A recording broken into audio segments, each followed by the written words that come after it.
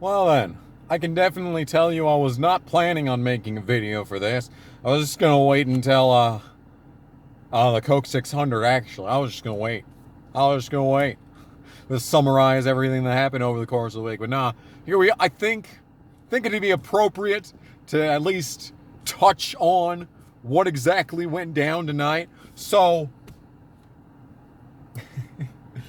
oh my god. I don't know if it's just the tiredness sinking in, because I have had no sleep. No sleep.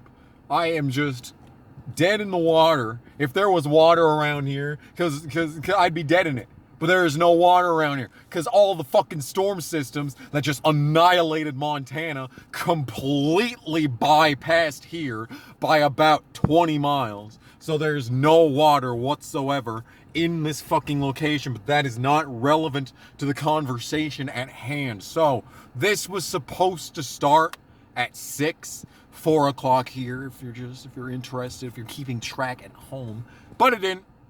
It started like at 5:30, so like 7:30, something like that.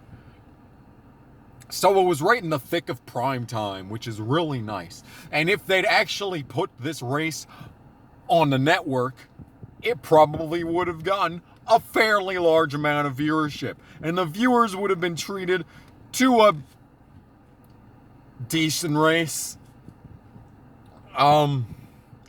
I was expecting this to not be great. I was especially after the rain yesterday, just wash everything away. Actually, I think that kind of helped, to be honest, just to make the track green, even though it was going to be green to begin with due to the fact that there's no practice. But yeah, the fact that the line didn't get established immediately right up against the wall, I think that really helped out. Because it felt like a lot, the track was more lively than I thought it would be. And I don't know how much of that has to do with the varying pit strategies, because the pit strategy was all over the place in this race. Literally anything was possible in this one. Because you had so many instances of people taking risks on tires. Like, you don't see that at Darlington. The track is so aged, dude. It used to be that you had to pit every single caution. If they ran 2 laps under green, you're bringing your ass back down the pit lane.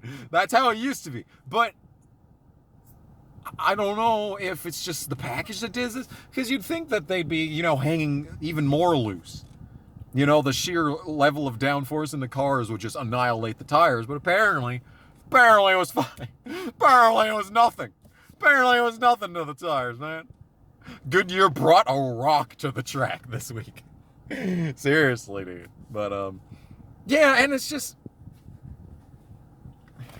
I don't know how much this had to do with the qualifying invert, but the start of the race was kind of decent. And even still, people, guys that started in the back, in the way back, they just drove up through the field like nothing. But the guys that started 20th to 25th, they struggled to drive up through the field. It wasn't just the invert wasn't just an instantaneous, oh no, the front row is dead. And even though Bush started 26th, he's already in first. No, that didn't happen. I don't know what made that possible, but here we are, I guess. I mean, are the cars really that even? Is this really what Brian France was envisioning when he made this package, when he came up with the idea of making the 1.5 mile track package complete trash, Was this what he had in mind? Is that, literally Corey LaJoie could get out and lead some laps? And the thing is that we've seen this.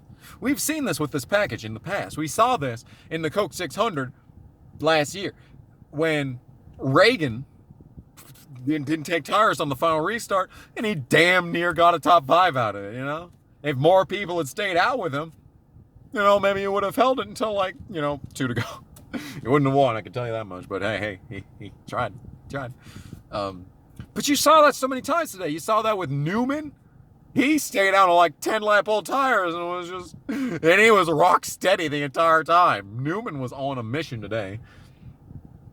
Annoyed by Kenseth in this one because I put him in my I did not put him in my DraftKings on Sunday because I thought that, he hasn't been in the car since, 2018. He had never driven this package before.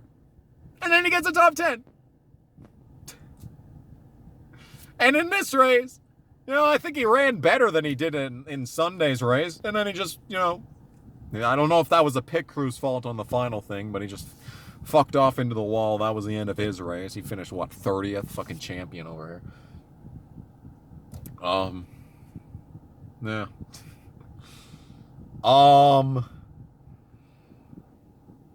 It was a little rough in the first half. The second half of this race, like, if you could combine the first half of the Sunday race with the second half of this race, goddamn, it would have had a great race. That would have been a solid 9 out of 10. But the first half of this race really drug it down, The battles throughout the field, once again, were okay. You still couldn't pass the leader for shit. Whoever had the lead off of pit road was probably going to keep it. And, and even then, when all the people that, didn't go down pit road, I think there were even some 2-tire stops today, they hung on. They hung on. I'm thinking maybe someone, I don't think you could have tried this on Sunday because it was just too hot. But today, the track was so cold, it was practically night, by the time it got started. And it's it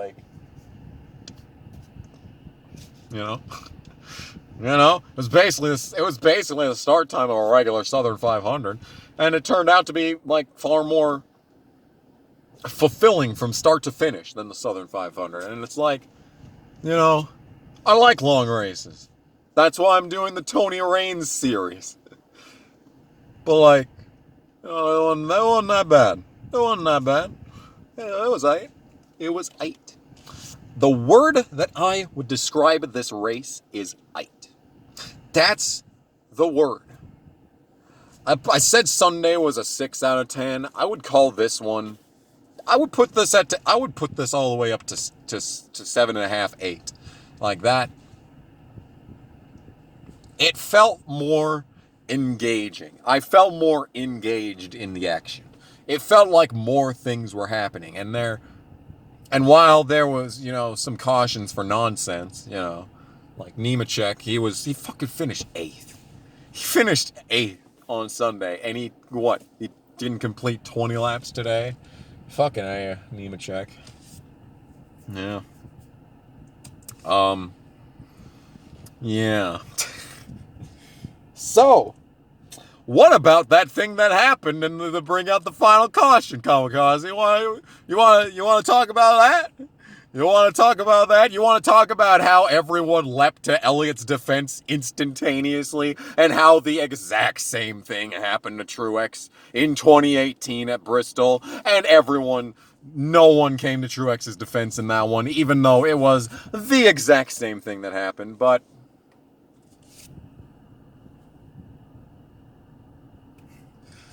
yeah, that was something. Yeah. It almost, that right here, that is how close I was to actually caring about the fact that they're both in the truck race at Charlotte. This close. I am this close to caring. It is real close. I almost care.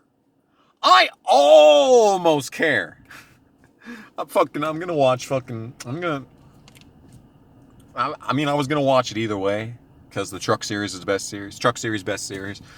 And, but, I was this close. This close. Oh, you're so excruciatingly close to making me care about leeches in the Truck Series. It's so close, dude. Yeah, so, I need to go home so I can sleep, because I'm about ready to just, I'm just borderline right now. Borderline personality disorder at this point. So yeah. I'm glad Hamlin won. Fucking A. I was thinking back there on that one restart where Jones took the lead 3 wide from Boyer, and I'm like, yeah, there you go, Jones. Thank you. If you're going to be, please, if Truex cannot win for Gibbs, you can win for Gibbs. Please. Fucking Bell's gonna win for Gibbs before Truex does at this point. And I mean, shit. Bell's driven like the living definition of ass ever since he got to the Cup Series. He finished 11th today. He finished 11th. 1-1, 11th. The poor bastard can't get a top 10. Oh, man. Yeah. Because I was like, when fucking God was leading, I'm like, and Elliott was second, I'm like, am I really about to cheer for Elliott? And I was like, yeah, I am. And then Jones got around him, and it's like, okay. And then Elliott got around Jones, and I'm like, all right, fucking, so you can get around Jones, but you can't pass fucking Boyer. And let's not forget about Boyer, who basically almost brought this race to a screeching halt. He almost handed Harvick the win. Almost. Thank you, Dennis, for staying out, like the absolute Chad that you are. And basically, Hamlin was in turn handed this race. But better than Harvick. Better than Harvick. Fucking Boyer. Goddamn no talent. Fucking A. You know, I don't know if I've said this in a race review yet, but I'm so glad the iRacing shit's over so Boyer can go back to being fucking irrelevant. I mean, if I have to see one more goddamn interview with Boyer, I might just stab this pocket knife directly into my eye socket because I cannot handle this shit anymore. It's just so annoying. But anyway, I don't know what's wrong with my phone. Like the hard drive must be fucked up or something on this because it says that I only have 15 minutes available to record, and it usually has like a half an hour. So I don't know what I fucking forgot to delete off this shit. But in any case, this has been this video. I mean, not sure what else to say. Don't know what else to say. I'm glad it got in today, so I don't have to fucking wait until tomorrow. And it would've, and yeah, fucking. Anyway, looking forward to the Coke 600, in which one driver will probably lead all the laps. Yeah. Yeah. So I think that's the end of this video. So yeah. Bye.